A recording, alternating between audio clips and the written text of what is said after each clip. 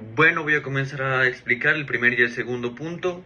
Entonces, a nosotros nos tocó la parte de un gusto en causar daño colectivo intensamente y la prolongación del sufrimiento. Entonces, comenzando con el primer punto, pues Barrero en este capítulo pues expresa que la violencia colombiana no ha sido solamente una forma de matar personas, sino también una manera de generar terror, humillación y control social.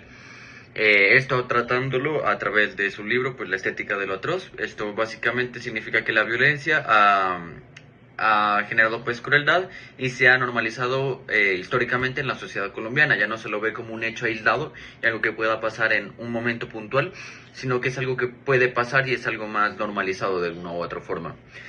Según pues el texto en la historia colombiana se han utilizado prácticas extremadamente violentas como torturas públicas, descuartizamientos, amenazas y humillaciones, esto para sembrar el miedo en poblaciones específicas, como podemos verlo en el caso de la masacre del Salón. Esta se evidencia que claramente los grupos paramilitares no solo asesinaron personas puntualmente, sino que lo convirtieron en una violencia y un espectáculo de terror. ¿Esto por qué?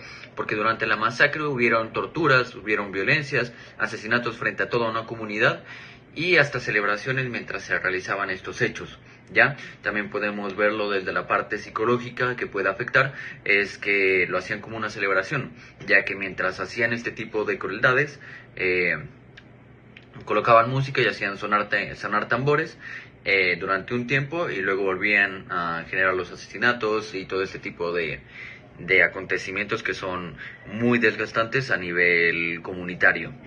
También podemos ver las distintas formas de victimización que tienen las víctimas que estuvieron en el Salado, ya que no es solo el acontecimiento que pasó y ya de ahí ya pare de contar, sino que este tipo de situaciones y vivir este tipo de circunstancias es algo que te va a afectar a la larga. Esto también repitiéndolo continuamente en relatos frente a instituciones y pues de una manera u otra pues eh, como revictimizando, como tocando esas fibras que han sido como lesionadas de alguna u otra forma por decirlo y causando pues así no solo el hecho sino que un trauma y pues recordar ese trauma pues es muy difícil para este tipo de víctimas. Por último, pues Barrero afirma que estas violencias pues buscan esto, ¿no? Precisamente prolongar el sufrimiento y mantener el terror incluso después de los hechos violentos. Esto con que normalmente se lo trata de hacer es que esta población pues agache la cabeza, ¿no? Que se vuelva mucho más sumisa. Entonces, esto hace de una u otra forma pues una violencia comunitaria y psicológica que va perdurando durante los años y durante la historia colombiana y que se ha vuelto mucho más normal. Punto 3. Medidas de rehabilitación para las víctimas directas e indirectas. En el marco de la masacre del Salado, las medidas de rehabilitación deben comprenderse como una respuesta integral frente a un daño que no fue únicamente físico, sino también psicológico, familiar, comunitario, moral y social. En el capítulo Un gusto por causar daño colectivo intensamente y en la prolongación del sufrimiento, Barrero muestra que la violencia paramilitar no solo buscó asesinar personas, sino prolongar el sufrimiento mediante torturas, violencias, humillaciones públicas, asesinatos frente a la comunidad y una puesta en escena del terror acompañada incluso de música, cantos y celebraciones. Por eso las víctimas que tendrían derecho a estas medidas no son solamente quienes fueron asesinadas, torturadas o violentadas directamente, sino también sus familias, los sobrevivientes, los testigos, los niños y niñas expuestas al horror, las mujeres víctimas de violencia sexual, las personas desplazadas y toda la comunidad que quedó marcada por el miedo, la desconfianza y la ruptura del tejido social. Desde la Ley 1448 de 2011 y el PAPSIVI, estas víctimas tendrían derecho a una rehabilitación jurídica, médica, psicológica y social que incluye atención psicosocial individual, familiar y comunitaria, atención integral en salud con enfoque psicosocial, acompañamiento diferencial para mujeres, niños, adultos mayores y personas con discapacidad, acceso gratuito a medicamentos y tratamientos cuando sea necesario y seguimiento prolongado de las necesidades de cada caso. La finalidad de estas medidas no sería solo disminuir síntomas o atender una emergencia, sino acompañar duelos traumáticos, tratar secuelas físicas y emocionales, reconstruir proyectos de vida, recuperar redes de apoyo, fortalecer la confianza comunitaria y dignificar una población que fue violentada en su cuerpo, su memoria y su vida colectiva. Bueno, en primer lugar, los antecedentes teóricos demuestran que la violencia política en Colombia no solo produjo daños físicos, sino también afectaciones a nivel psicológico y sociales a medida prolongada. Diversos autores señalaron que dentro del conflicto armado existieron prácticas orientadas a generar terror y control social, como lo son las torturas, las humillaciones, desplazamientos forzados y la violencia sexual. Por otro lado, también la literatura evidencia que estas dinámicas se mantuvieron por diversos factores como la impunidad, la normalización de la violencia y las dificultades institucionales para garantizar la reparación integral de las víctimas.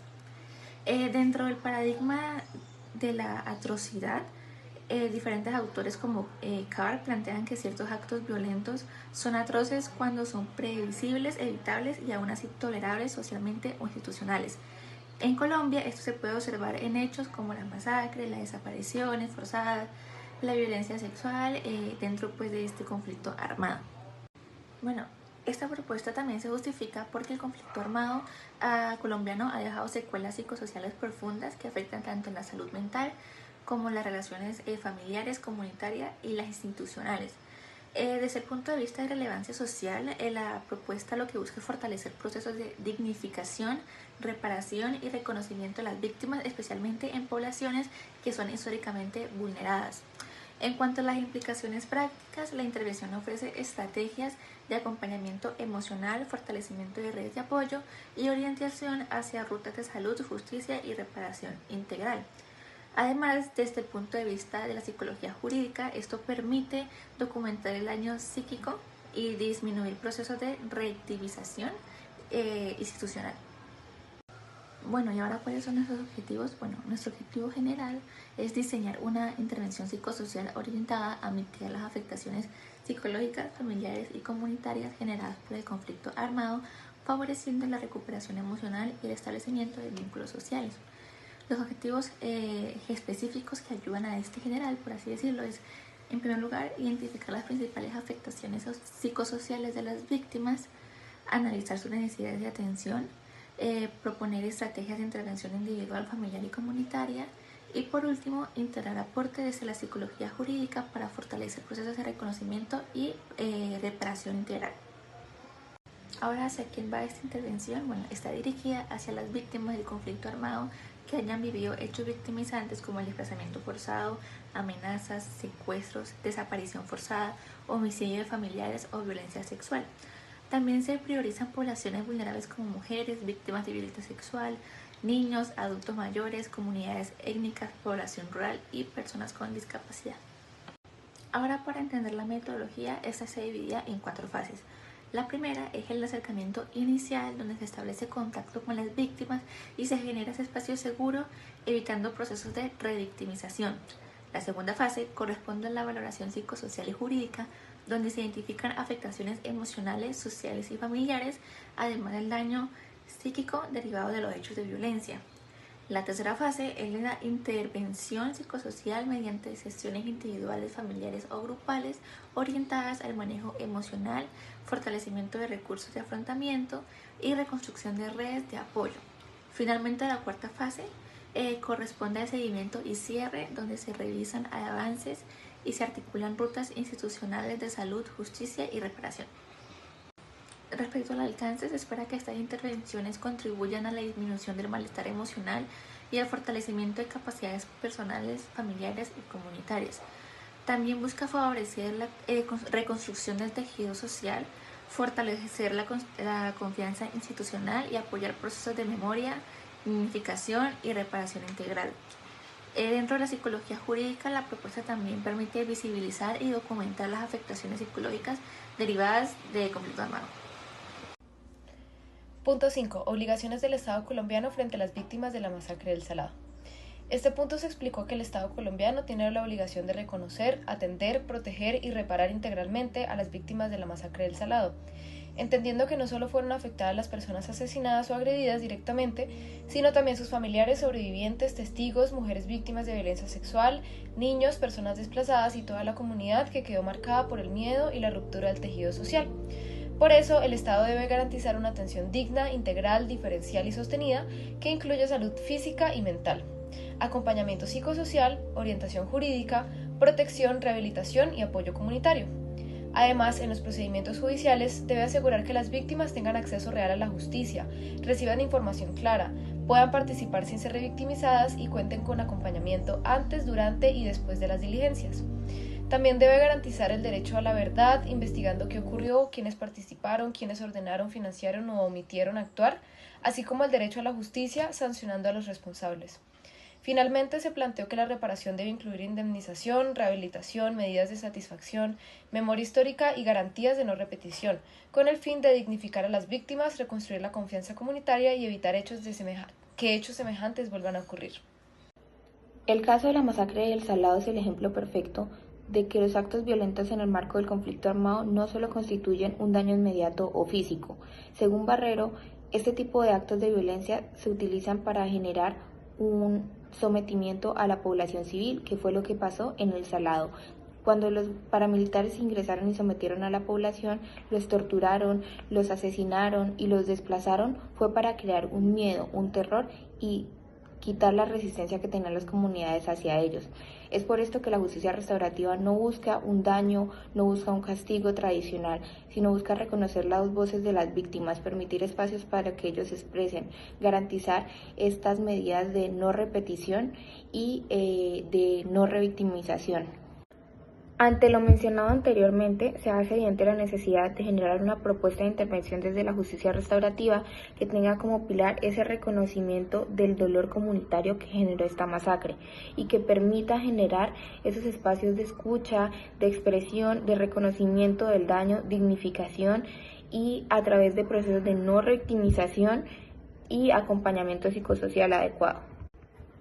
Es por esto que se establecieron unos objetivos. El objetivo general es desarrollar esa propuesta de intervención desde el marco de la justicia restaurativa con las víctimas del conflicto armado, específicamente la masacre del Salado, que está orientada al reconocimiento, la reparación integral y la reconstrucción del tejido social afectado por la violencia. Ante esto surgen los objetivos específicos. El primero, generar esos espacios seguros de escucha y memoria para las víctimas. El segundo, identificar esas afectaciones individuales, familiares y comunitarias derivadas del hecho violento. En tercer lugar, tenemos promover esos procesos restaurativos centrados en la verdad, la responsabilización y la recuperación simbólica y comunitaria. Finalmente, encontramos favorecer esos procesos de dignificación y recuperación de la memoria histórica de las víctimas. Ahora bien, la población está dirigida, como ya lo he mencionado anteriormente, a aquellas víctimas directas e indirectas de la masacre del Salado, familiares de personas desaparecidas o asesinadas. También pueden participar líderes o comunidades, organizaciones de víctimas, e incluso se puede llegar a contar con la participación de los victimarios en caso de que se lleve ese reconocimiento de la responsabilidad, haya condiciones de seguridad y que las víctimas estén de acuerdo con esto. La metodología de esta intervención se va a llevar desde el punto de vista psicosocial y de la justicia restaurativa a través de 5 fases. La primera es la valoración o reconocimiento, que es donde se va a identificar quiénes van a ser los participantes, verificar sus condiciones emocionales y de seguridad y además explicarles cómo se va a llevar el proceso, los objetivos y los alcances que va a tener. En una segunda fase tenemos la fase de preparación, que es de desarrollar esos encuentros individuales con los participantes, generar una psicoeducación acerca de temas como el duelo, la tristeza, para que ellos permitan reconocer cuáles fueron las afectaciones derivadas de este hecho violento. En tercer lugar, tenemos la fase de la memoria y reconocimiento, que es donde se van a permitir esos espacios de escucha y de memoria histórica para que ellos puedan reconstruir colectivamente los hechos que vivieron. En cuarto lugar, tenemos la fase restaurativa, que es que cuando existan esas condiciones emocionales y éticas adecuadas se pueden facilitar esos procesos reestructurativos orientados a el reconocimiento de la responsabilidad y el daño y construir acuerdos de reparación simbólica y comunitaria. Todo bajo los principios de voluntariedad y el respeto, claramente. En quinto lugar tenemos la fase de seguimiento, que es finalmente ya como hacer seguimiento a esos compromisos restaurativos y el acompañamiento psicosocial que se le está dando a las víctimas, además de que en esta fase se evalúa el impacto que tuvo la intervención en la recuperación del tejido social y en la participación comunitaria. La propuesta busca tener un alcance en el que se genere un fortalecimiento de sus procesos de memoria y dignificación, promover esa reconstrucción del tejido social, favorecer esa participación comunitaria y generar esos espacios de reconocimiento del daño. También pretende disminuir esos sentimientos de miedo, aislamiento y silenciamiento colectivo, favoreciendo esos procesos de recuperación emocional y fortaleciendo las garantías de la no repetición. Finalmente se busca que las víctimas sean reconocidas como sujetos activos dentro de los procesos de memoria y reparación, promoviendo esos escenarios de reconstrucción comunitaria y transformación social.